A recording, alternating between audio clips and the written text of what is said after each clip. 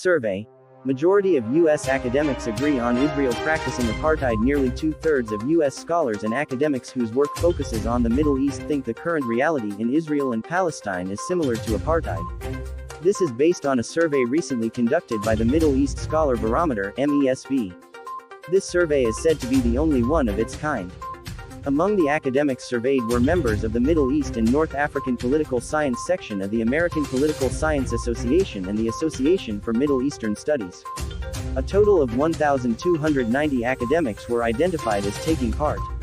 A separate question asked scholars to describe the situation as they would think in 10 years' time if the two-state solution was not implemented. 80% said the reality would be similar to apartheid.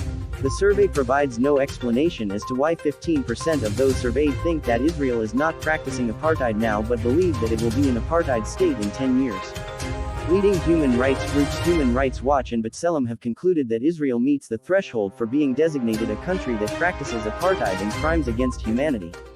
The MESB conducted the first round of the survey in February, before the forced evictions in Sheikh Jarrah and Israel's latest offensive in Gaza.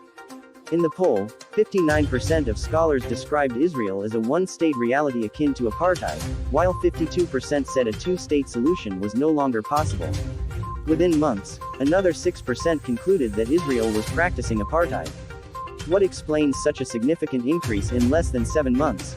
Asked the survey authors, Shibli Telhami of the University of Maryland and Mark Lynch of George Washington University, in a Washington Post article outlining their findings. They cited the forced expulsion of Palestinians from Sheikh Jarrah and reports by Human Rights Watch and B'Tselem as contributing factors. Scholars were also asked for their views on the impact of the so-called Abraham Agreement signed in 2020 between Israel and the UAE and Bahrain, Sudan and Morocco, normalized relations with Israel at a later date.